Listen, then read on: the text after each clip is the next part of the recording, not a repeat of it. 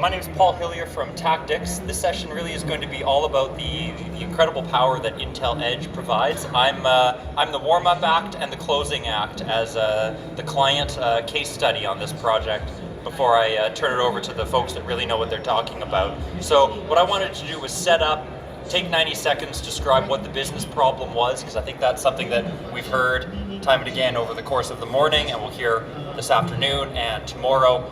All of the technology is great, but what business problem does it actually solve? So that gets to be the role that I have here, is describing what was the business problem we were trying to solve as a reputation management company, why we engaged a firm like IntelEdge, what they did for us, turn it over to the expert in terms of the mechanics of the tool, and then I'll come back in at the end and say the words, it achieved incredible results. I just gave away the spoiled ending. That was going to be my big punchline, but it wouldn't make a very good story if that was not the case. So Tactix is a reputation management firm.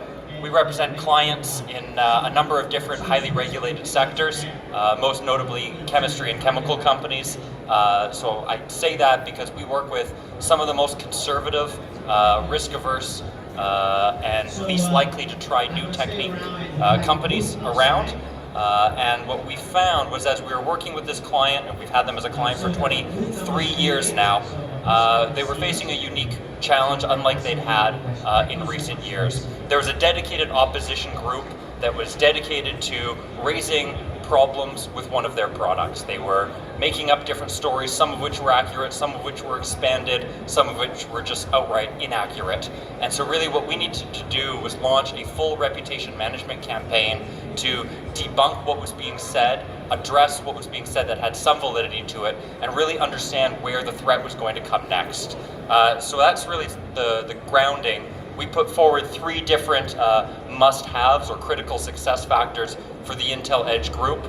This is a scientific research body, and so one of the fierce pieces that we really wanted to be able to map out was where in this illustrious, I put in quotation mark, group of researchers, were there notable anti-vaxxers? Because if we could start to draw connections between this organization opposition group and the anti-vax community, then that would start to raise questions amongst cohesion and unity within the organization, which would allow us to splinter off some of their support. The second critical success factor that we really needed, and this is really where the project all wraps around, was an early warning indicator. To what extent could we use open source intelligence to anticipate what this organization was likely to do next? And then third and finally, you have us talk. We'll be talking through the specific allies and community that were going to be friendly to the group. So it's really that second point there around an early warning indicator that really translated the IntelEdge technology from a cool tool to an ability to solve a business problem. So with that, I turn it over to the expert. Thank you.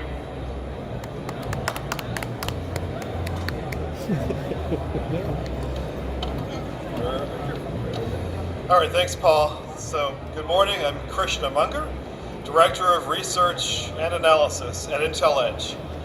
I bring a few decades of experience in intelligence, working with the government, military, defense contractors, law enforcement, and corporate clients. I've developed several platforms for use in the intelligence community and worked with chief information security officers, spoken at conferences, published in the academic and professional press. So, first, I'll describe our technology development, how we use it to address Paul's project. I will outline the role of open source intelligence originating in wartime, then migrating into the private sector. We'll describe how traditional intelligence collection was transformed by our using artificial intelligence and neural networking, speeding up the process by a factor of 9 times, and freeing up our analysts to focus more on analysis rather than collection. So, okay. So, open source intelligence, open source intelligence, sometimes called OSINT, was used by the Allied military intelligence in World War II to penetrate the enemy's propaganda and state-controlled media. By monitoring local newspapers and radio broadcasts in foreign languages, the Allies would tally obituaries, found images of new battleships and bomb craters and aircraft. And when analyzed, this allowed the Allies to assess the true state of its enemies. OSINT, open source intelligence, is still used by the intelligence agencies all over the world. As you can see, OSINT also has key business applications: competitive intelligence, C-suite strategy, innovation, marketing, public relations, and even in human resources. So, in the case of Paul's client, we ethically and legally collected volumes of information on opposing influencers who could have damaged product sales. So mainstream, we have another slide, right? There we go, we'll go with that. Mainstream search engines like Google index about 5% of the entire internet or World Wide Web. The other 95% resides in either the deep web or the dark web, two different places. Collectively, we could just call these the hidden or the invisible web. Now, the deep web is mostly consisting of specialized databases and content that's just not indexed by Google. For example, research, academic and corporate repositories, legal contracts, conference speeches, government reports, clinical trials, and much more. These could be guarded by authentication or encryption mechanisms, and they might stay behind a paywall, and specifically blocking Google in some cases. So, this could include dynamically generated pages, such as comments on social media posts, also often not indexed by Google. The deep web also includes bulletin boards, forums, chat rooms, chat apps, where people discuss just about any topic, and none of it, again, indexed by the major engines. So let's explain how we married AI with deep web open source intelligence. So we trained our system on grammar, language, vocabulary-based systems for processing large data sets of news, social media postings, all for the purpose of tracking developments across the globe, and even multiple topics and languages. We work with open source, closed source, and commercial data sets for Paul's problem, and ran numerous scripts, as we call these. Internally, we call these transforms, to clean up and normalize the data through text processing. So our systems run about 80 or so different signatures routinely. Sometimes we'll have false positives that we need to continually improve the signature over time. And we always begin a project, kickoff call, we have a draft signature specific to that client requirement. If we've never researched that topic before, we'll do the draft, get feedback from the client, develop it accordingly. And the project signature will mature as the project continues. In contrast, if we're measuring, say, sentiment, or maybe a known topic of interest, these signatures may already be off the shelf, but we can pull out as required.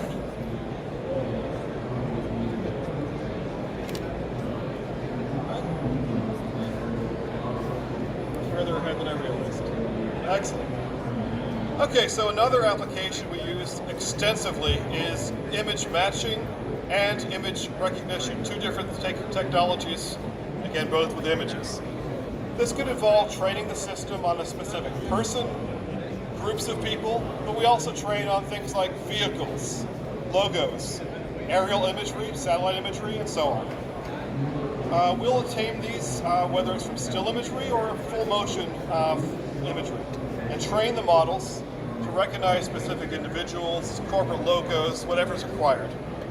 And to strengthen the results, we'll also train the model on a variety of filters, maybe changing the colors, changing the lighting, to better prepare the model to isolate the target from thousands of photos.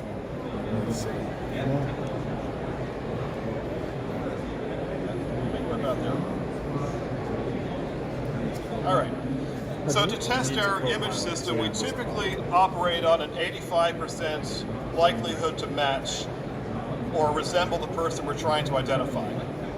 So if we supply, say, tens of thousands, maybe 30,000 images to the system, that's just not manageable for a human analyst. So the system can nominate then which ones it thinks are best Then we feed those to the human analyst using his expertise, her expertise, against the original images we had to work with. Now, turning to Paul's client, we used 3 of our innovations. These are keyword signatures we have here on the screen, chatter analysis, and link analysis. Keyword signatures is one thing that makes us very special, very unique.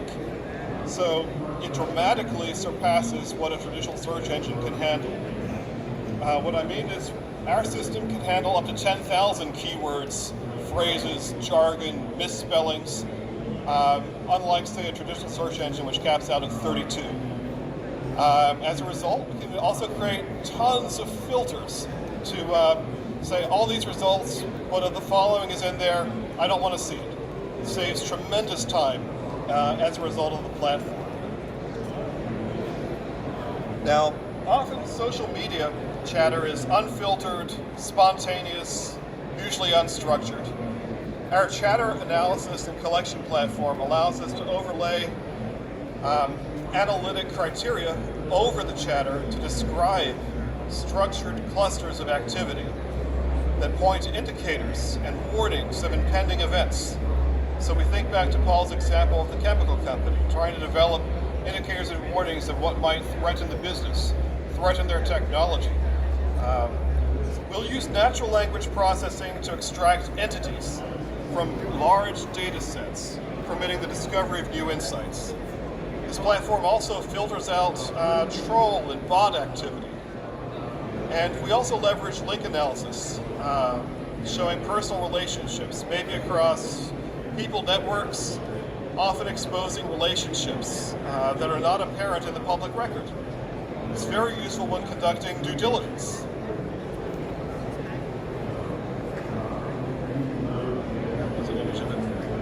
On Paul's project, our discoveries included detailed biographies and backgrounds of the key players, the group's funding sources, the content-rich website that had been taken offline we were able to resurrect and then analyze. We produced a dozen concrete, tactical recommendations for the client, designed around their critical success questions. So we routinely leverage advanced technologies and techniques, leading-edge technologies to benefit clients in the defense sector, legal work, real estate, pharma, food and beverage, cybersecurity, due diligence, crisis management, and in corporate security. So I'll turn this back over to Paul then. Thank you.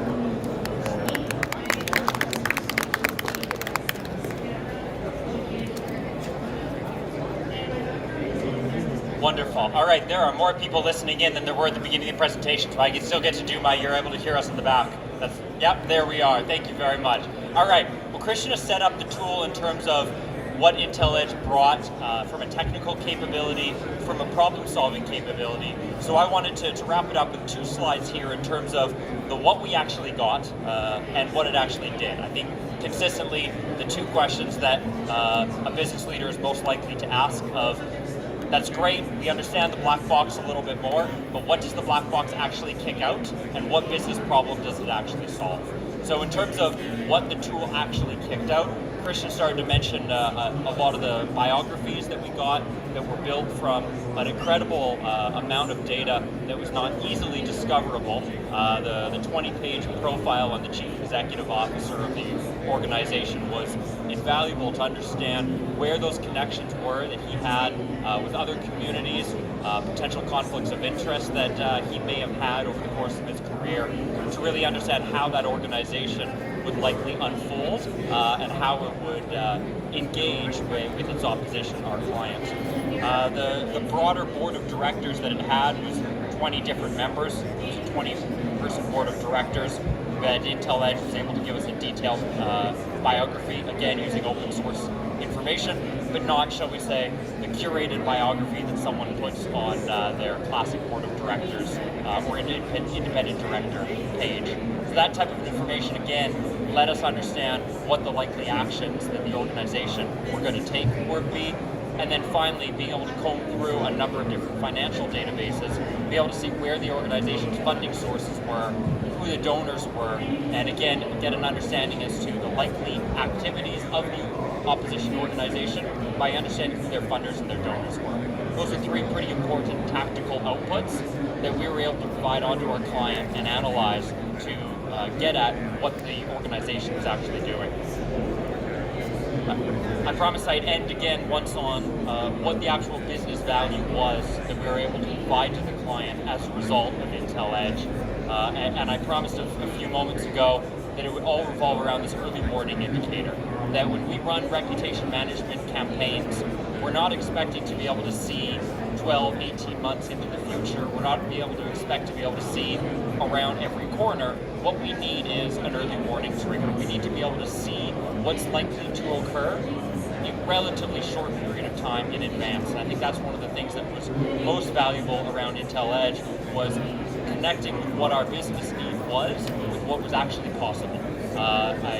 I'll say we've worked with other providers in the past who like to promise the moon and like to tell you you'll be able to see around corners 5 years in advance, and that just isn't the case. And one of the things that the IntelEdge tool allowed us to do was have a very clear expectation management of here's what we will be able to get out, and it delivered on that. So from a business outcomes perspective, having a clear expectation management of here's the type of early warning indicators you'll be able to receive, and delivering against that far exceeds the promise the moon and under-deliver. So that really concludes. Can't finish a presentation like this without having the Rumsfeldian unknown unknowns line on there, but in this case it really was the case that we were able to really pin down some of those unknown unknowns and continue servicing a client that we've had for 23 years. I think that's the cue to pause, draw a breath, and I'm not sure if this format allows Q&A, but I see a wandering microphone and many keen and eager people to ask questions. So thank you very much for your time. Appreciate it.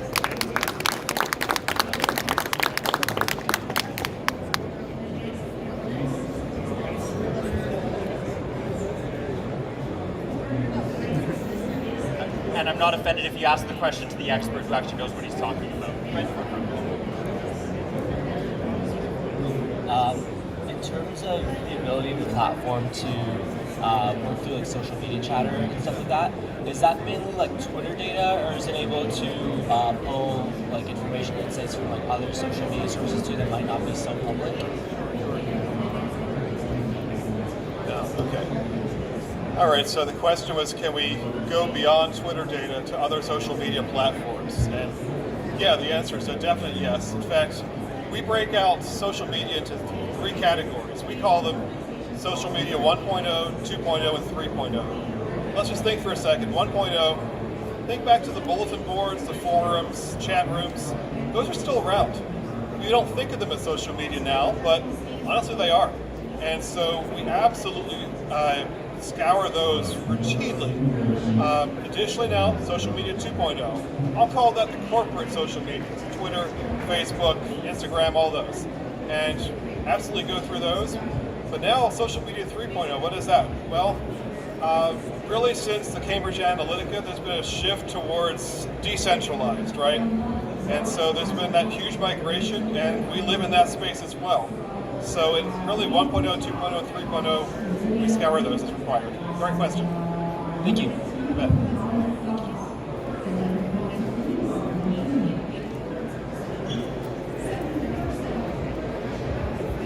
Thank you. Just to tack on to that, is it English-based only, or are you looking at additional languages? Right, so with the English language or additional languages. So if you think back when I showed you the keyword signatures, 10,000 keywords, so we trained that in, I think we're up to about 50 languages at this stage. So if it's one of the majority languages in the world, we could probably do very well. If it's some unusual language in the South Pacific, and those do exist, probably less successful. But that's not most of the requirements that our clients bring to us. Great question, thank you.